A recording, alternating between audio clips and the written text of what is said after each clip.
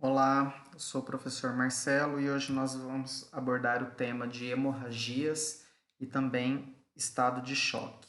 É importante que nós identificamos também a respeito das funções do sangue, que ele perfaz desde o transporte de oxigênio e gás carbônico até nutrição, excreção, proteção e regulação do nosso organismo, né, transportando hormônios, água, eletrólitos e até mesmo controlando a temperatura. Alguns mecanismos que nós temos, podemos citar de maneira fisiológica, seria quando há um rompimento de alguma parte, né, de vasos, artérias, quando a gente fala a respeito da vasoconstrição, que seria a diminuição desse vaso, que é um reflexo que permite que naquele local onde está tendo o sangramento, ele vai diminuir o tamanho do vaso e, consequentemente, a perda de volume ou a perda de sangue vai ser menor. Quando a gente fala também a respeito de mecanismo corporal de controle de hemorragia, é importante a gente falar como que ocorre essa coagulação, né? Como que ocorre também essa diminuição ou até mesmo estancar esse sangramento, né? Quando nós temos algum tipo de mecanismo de lesão na qual tem essa hemorragia, as plaquetas, elas se unem nas paredes da lesão, unindo-se aí também ao fibrinogênio, na qual esse mecanismo fisiológico ele atrairá outros fatores de coagulação, né? E a fibrina, ela vai impedir a saída do sangue, formando assim a coagulação do sangue. Dentre as classificações anatômicas de hemorragia, é importante nós identificarmos três: a arterial, venosa e a capilar, na qual a arterial é um sangramento mais grave, né? O sangue ele sai pulsando por conta do pulso que nós temos na artéria. Então a gente pode falar que sangue ele sai em jatos, né, de sangue claro, que é um vermelho que ele é rico em oxigênio. Nós temos aí também o sangramento venoso, que esse sangue ele é um sangue escuro, né, vermelho escuro. A gravidade vai depender do vaso lesionado. E o capilar, que é um sangramento mais superficial da pele, né, que ele pode ser caracterizado por conta de uma escoriação, por exemplo. Ou até mesmo procedimentos estéticos atuais têm utilizado alguns mecanismos aí, né, de ação na qual machuca essa pele um pouco mais superficial e ele vai ter esse sangramento menor, né, de menor intensidade. É importante a gente identificar essa classificação de hemorragia para a gente saber aí a gravidade desses pacientes, porque dependendo do tipo do sangramento, esse sangramento ele pode levar a vítima à morte, né? Então a hemorragia ela é a perda desse sangue circulante proveniente aí de algum tipo de mecanismo de lesão e tem um corte de um vaso sanguíneo, né? Seja ele um capilar, uma veia ou uma artéria. Dependendo da quantidade de sangue que esse paciente perde, ele pode ter um estado que nós chamamos de estado de choque, que pode levar a vítima a óbito em pouco tempo, né, em poucos minutos. Já as hemorragias de menor proporção, basicamente esse paciente ele vai ter alguns sinais e sintomas diferentes, desde uma agitação psicomotora até mesmo a falta de alguns nutrientes, né, baixa de quantidade aí de glóbulos vermelhos no sangue. Dentre as classificações que eu trouxe para vocês, né, a 1, 2, 3 e 4, é importante nós identificarmos a de maior gravidade, né, quando a gente fala as classes de hemorragia. Esse paciente ele tem uma perda importante, né, do volume sanguíneo, que a gente fala que é um choque hipovolêmico, hipo de pouco, volêmico de volemia, então ele perde volume, ou seja, sangue. Ele vai apresentar uma tríade. O que seria isso? Frequência alta cardíaca, associada a uma frequência alta respiratória, que é a taquipneia, e, consequentemente, uma hipotensão severa, que é a pressão baixa. Esses fatores, né, da tríade que eu comentei são fatores determinantes para avaliar a gravidade desses pacientes. Então, ele sempre vai apresentar, quando há um sangramento de grande intensidade, frequência cardíaca alta, frequência respiratória alta e uma pressão baixa, né, como um mecanismo de compensação. Ainda na parte da identificação dessas hemorragias ou classificação das hemorragias, nós temos hemorragias externas e internas, né? Na externa, basicamente a gente observa esse sangue na área externa de qualquer tipo de parte do corpo, na qual é fácil de visualizar, seja na presença de sangue na roupa, próximo daquela pessoa, ou até mesmo a saída de sangue diretamente dos ferimentos, né? O tratamento ele se baseia na compressão direta, que é comprimir diretamente onde tem o sangramento, né? Com um pano limpo ou até gás, né? Se nós estivermos ali no local. Lembrando sempre da proteção das nossas mãos, que nós não podemos relar nesse sangue e tornando assim uma outra vítima. Então a gente tem que ter uma proteção que esse sangue não entre em contato em nós. E o próximo passo seria a elevação do membro, que ele vai causar uma diminuição do retorno venoso e também melhorar que essa hemorragia ela cesse mais rapidamente, né?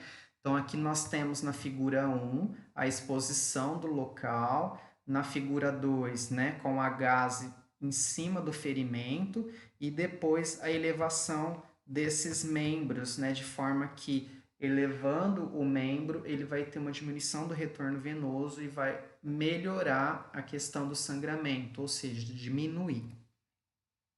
Nós temos também uma compressão indireta para controle de hemorragia quando nós falamos em hemorragias graves, né? Nós observamos aqui nessa figura que, além da compressão direta no local que há o sangramento, nós pressionamos também artérias que tem próximo do local, né? Então aqui nós temos um membro inferior, um membro superior, né? Que ele tem um sangramento próximo da região radial, e aqui na figura nós observamos que a compressão indireta está sendo feita na artéria braquial. No membro inferior, nós temos aqui um sangramento na região próximo da panturrilha e a compressão direta está sendo feita próximo da artéria femoral. Então a gente interrompe aquele sangue mais acima e evitando assim aquele sangramento mais intenso, né? Eu trago aqui para vocês a respeito do torniquete, que é uma situação que foi bastante controversa e é importante a gente citar, né, diferenças de protocolos quando nós falamos a respeito de protocolos militares ou protocolos de atendimento civil, na qual ele foi reintroduzido para atendimento de sangramento de grande extensão, quando a gente tem amputação traumática do braço ou da perna. Por que que uma coisa muito controversa? Porque antigamente ele foi retirado do protocolo e no último protocolo do ATLS, né, que eu trago como uma sugestão de leitura para vocês, ele traz a utilização do torniquete com algumas ressalvas, né? Quando nós temos, né, que encaminhar esse paciente com sangramento de grande intensidade, que a gente não consegue fazer a compressão direta e a compressão indireta para tentar estancar aquele sangue, mas visto que esses 30 minutos seria de distância de algum local, algum centro de saúde, né?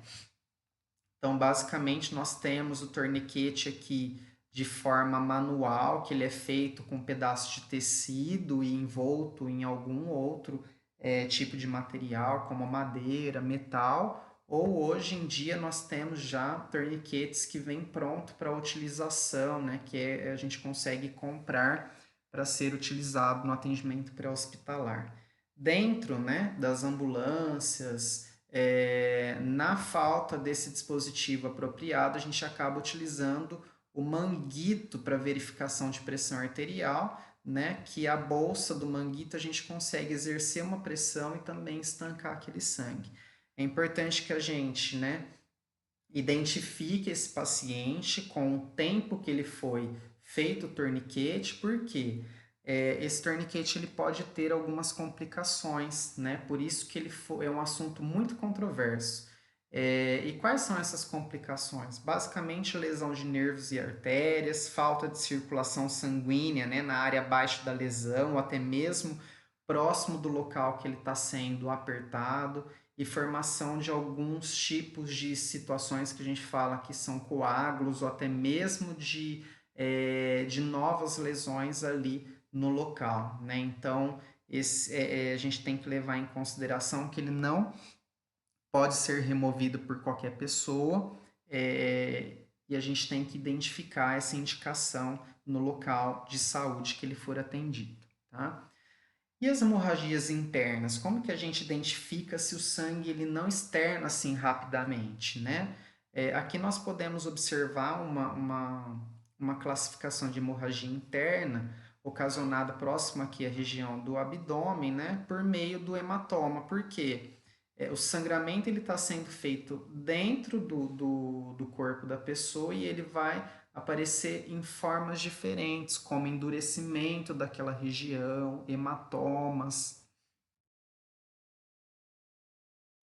E esses tipos de hemorragias, elas são graves, né? Porque a gente não consegue fazer o estancamento como uma pressão direta ou uma pressão indireta. Esse paciente que tem, por exemplo, um sangramento abdominal é um paciente que a gente fala que é um paciente cirúrgico.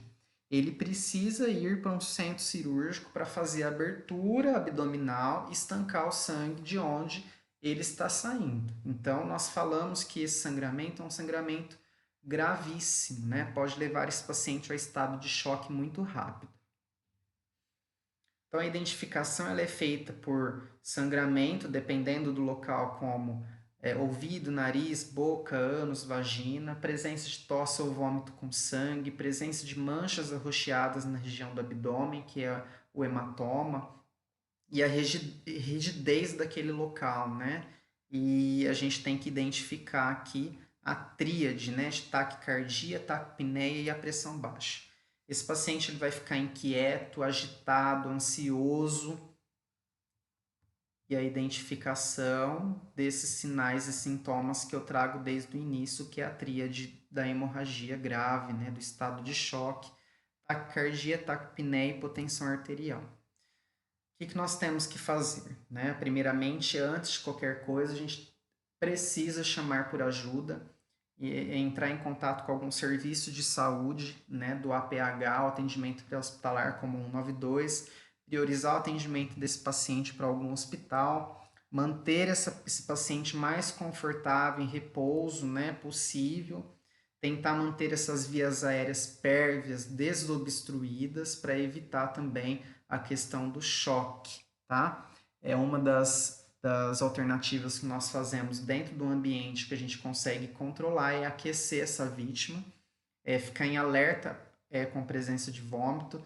Não podemos administrar nada pela boca, nem água, medicamento, comida, e monitorar aí os sinais vitais como frequência respiratória, frequência cardíaca, pressão arterial e temperatura, tá? O estado do choque ele é importante, essa identificação que ele prevê um choque hipovolêmico, né? Que o paciente ele vai apresentar todos esses sinais e sintomas que nós já dissemos anteriormente. O tratamento pré-hospitalar, né? A gente vai orientar esse paciente de forma que ele fique um pouco menos agitado, verificar como que ele está respirando, afrouxar a roupa dele de forma que ele fique mais confortável e realmente não administrar nada para que ele beba, né? E monitorar esses sinais vitais mais de perto, né? Então, como a gente falou na classificação 4 da perda volêmica, nós identificamos aqui o choque hipovolêmico, né? Por meio da saída dessa grande quantidade de sangue, tá? E nós temos também o choque hipovolêmico não hemorrágico. O que seria isso? Basicamente, o paciente ele não apresenta, né, uma hemorragia, mas ele tem perda de volume, que isso vai alterar fisiologicamente quando a gente fala em padrão de normalidade dos sinais vitais. O que seria isso? Perda de líquido por meio de vômito, diarreia, diurese osmótica, né? na qual a gente vai conseguir aí identificar que esse paciente pode apresentar aquela tríade que nós conversamos anteriormente, tá? Então, definição de choque, perda volêmica, esse paciente ele vai apresentar tríade, né? De aumento da frequência respiratória, aumento dos batimentos cardíacos e uma hipotensão grave severa, além de pele fria e pegajosa, palidez, diminuição do nível de consciência e ele pode evoluir para o óbito rapidamente. Tá? Eu trouxe uma curiosidade a respeito da sensibilidade das células à falta de oxigenação, só para vocês terem ideia aqui quanto tempo que esse órgão ele dura, né? Com a falta de oxigenação. E aqui eu finalizo com as referências utilizadas para essa aula. Obrigado a todos e até breve.